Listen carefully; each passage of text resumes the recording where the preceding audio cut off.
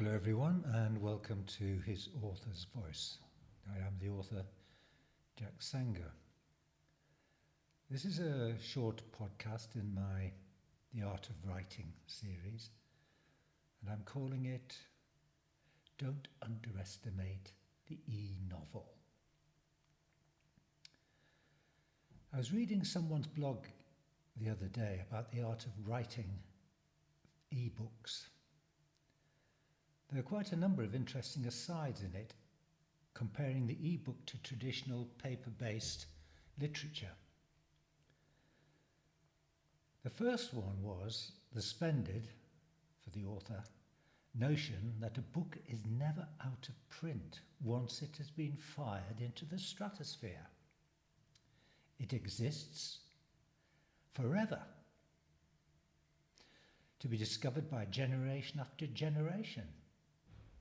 Whereas books go out of print, and an author is very lucky indeed for resurrection to occur once the publisher has disposed of the last copy.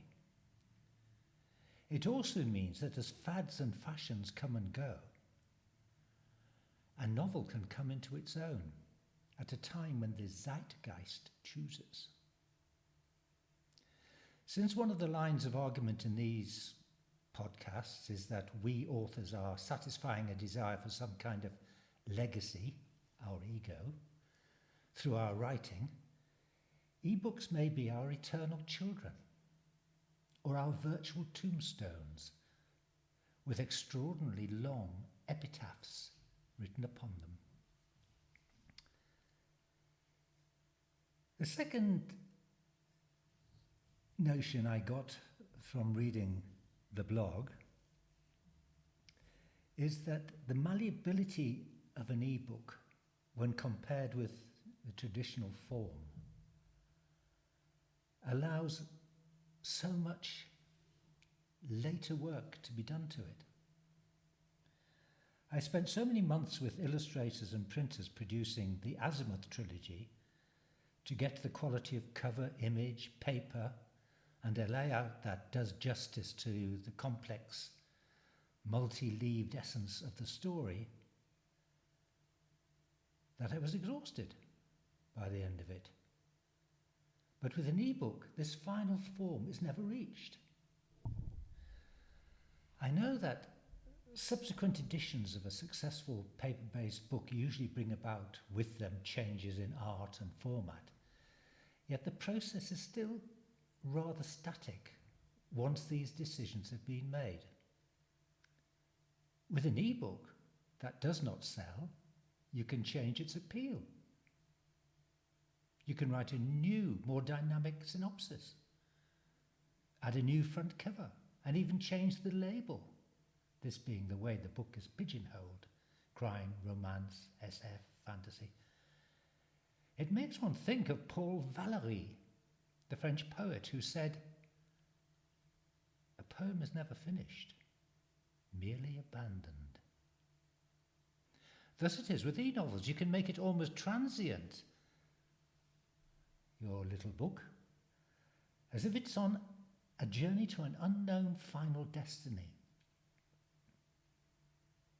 And at the prosaic level, should your reviewers point out, for example, a passage in your book that they feel undermines the book's general quality, you can rewrite it and insert the change. A third point I'd like to make is that it is liberating to feel that your novel is not a hostage to fortune in the shape of the preconceptions and subjective judgments of agents and publishers, nor, if it leaps those hurdles, the reviewers of the press. It all comes down to your work and the reactions of your readers. Will they enjoy it? Will they text their friends and tell them how good it is? Will the book snowball on the back of a gathering storm of readership? However, your book is not in a bookshop. It's not a physical entity. And this classical way of selling stories is the one where currently most of the big money is made. Maybe for not much longer though.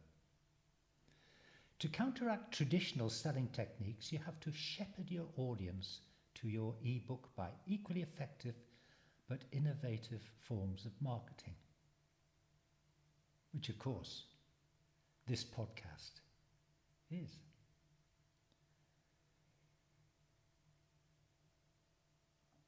I say this and hope it directs readers to www.jacksanger.com.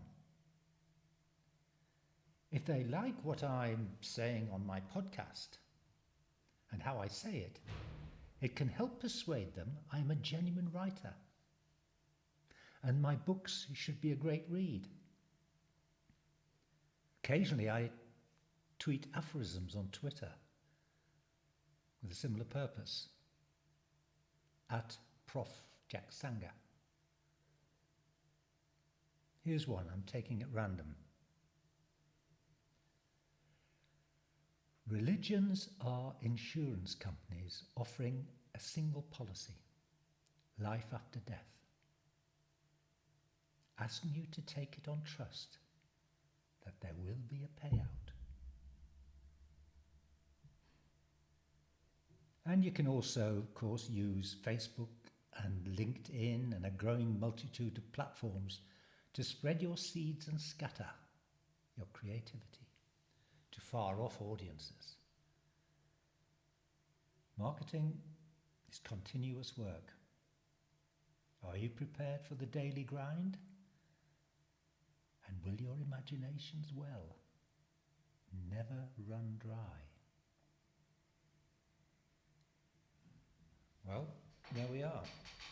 Some thoughts on e-novels and putting your work into that form. I hope you enjoyed it, and I hope you do go to the site that I've cited, and I hope you subscribe, of course, to the podcast site.